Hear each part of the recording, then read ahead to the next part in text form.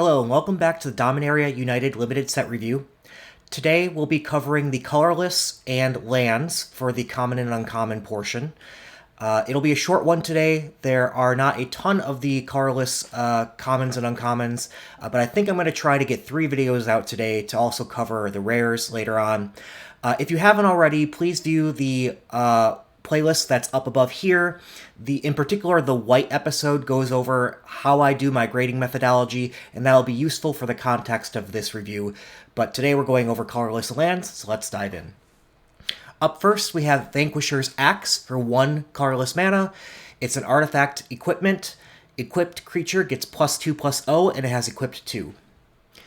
This is an interesting card to play with in list, as hopefully you don't need to equip it as often. The equip cost of 2 is somewhat high, but you're still tapping down another creature in order to prevent that, which I don't know if I really like that trade-off.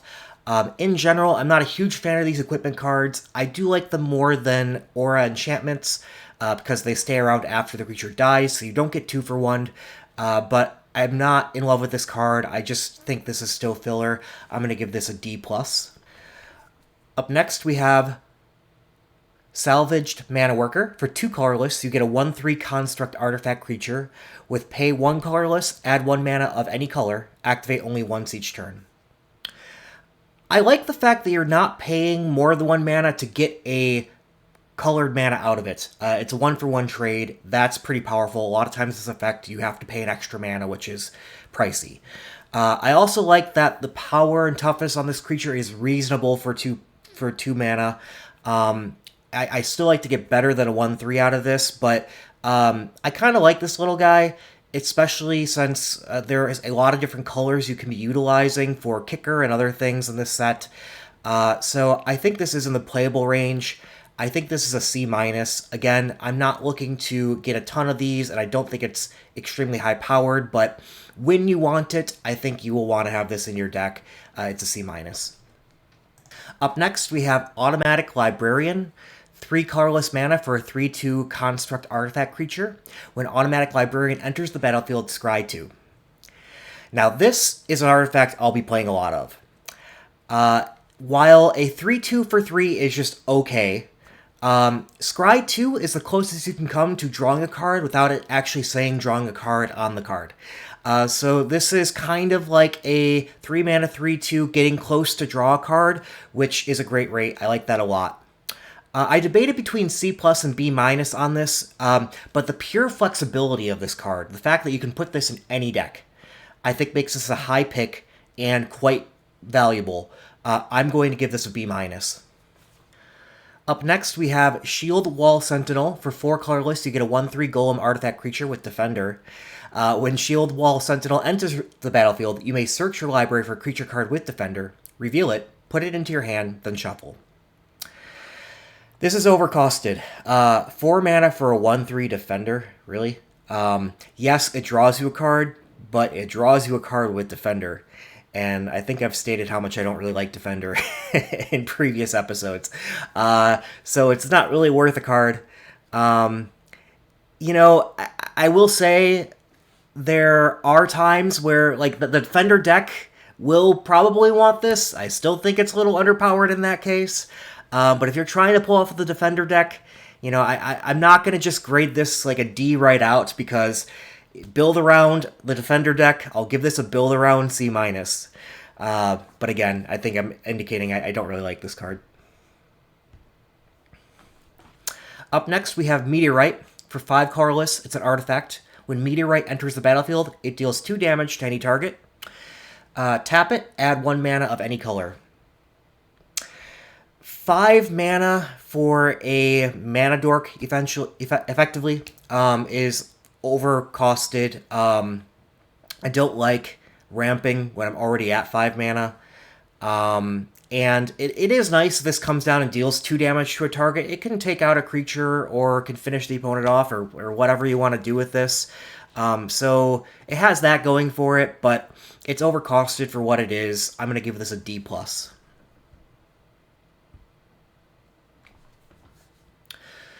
Up next, we have Crystal Grotto. It's a land. When Crystal Grotto enters the battlefield, scry 1. Tap it to add a colorless. or pay 1 and tap it to add 1 mana of any color. Alright, so I'm not a huge fan of this card. The advantage of getting a Scry 1 for not being able to tap it for a colorless, generically as a land, is a little hard of a trade-off for me. I think you want the colors in limited, where your mana base isn't good, more often than you want just the Scry 1. Like I said previously, paying an additional 1, and tapping just to get 1 colored mana out of it is a little expensive for that ability.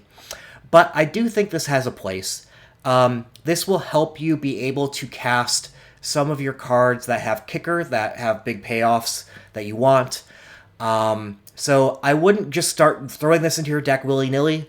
I think you want to know what cards you are purposely putting this card in your deck for, like what kickers you can't otherwise pay. And I kind of like the other lands better that give you multiple colors. But I will give this a C-. I think this has a place to play. Just don't start throwing this into your deck like crazy. Up next, we have Contaminated Aquifer. Well, actually, I'm just going to cover all the Enter the Battlefield tapped lands. There's a series of 10 of these. This is just one example. It's every single color pair. And basically, it enters the battlefield tapped, but you get blue or black mana out of it thereafter. So these are definitely playable. Again, limited mana bases are bad. These definitely help smooth out those mana bases. You usually want 9 sources of your main colors each, and 8 kind of at the minimum, 7 at the very minimum. Obviously, there's a lot of wiggle room in making mana bases, but consistency matters in limited, and you want to consistently get your mana.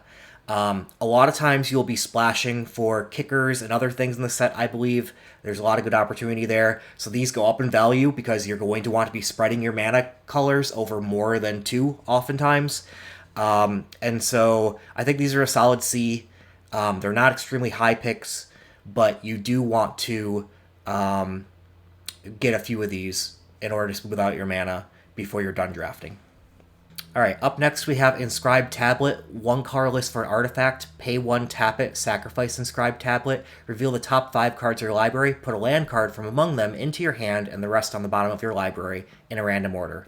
If you didn't put a card in your hand this way, you at least get to draw a card.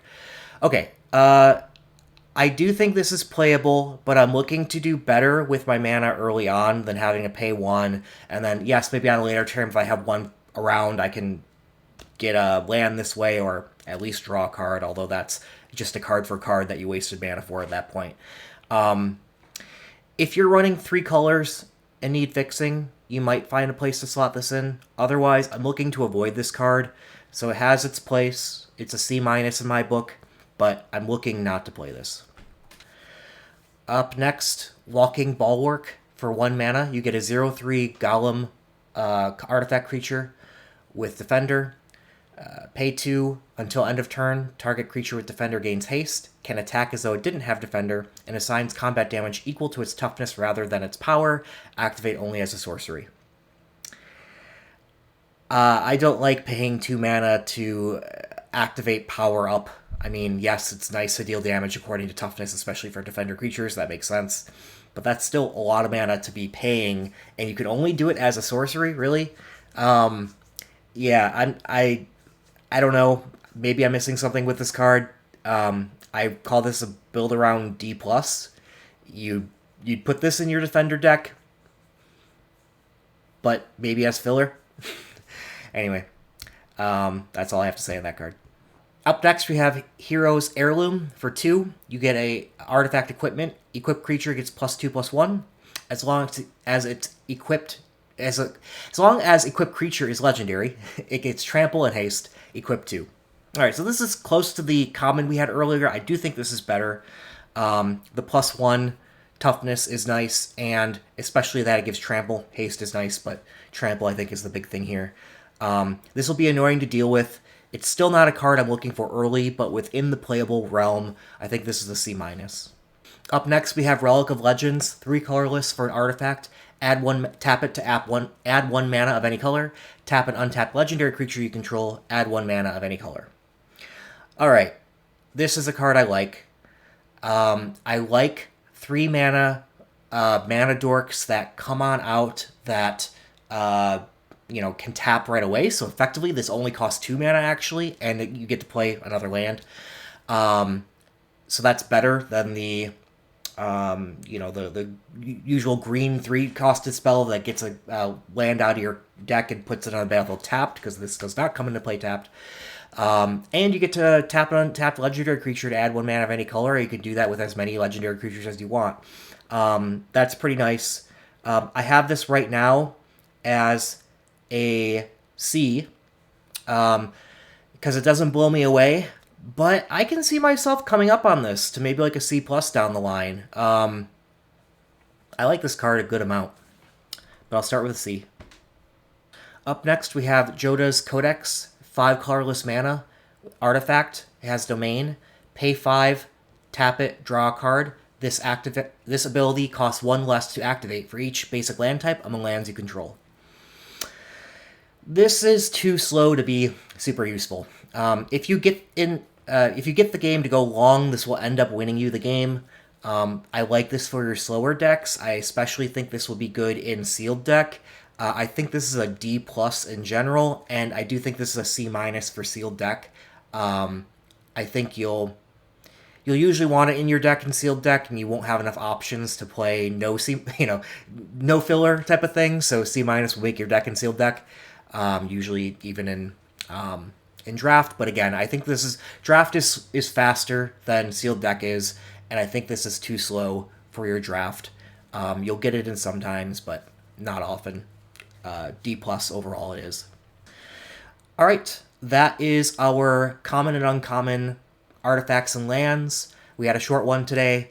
We'll have a long one when we go over our rares and our mythics, so stay tuned for that. Thanks again, and until next time, bye-bye.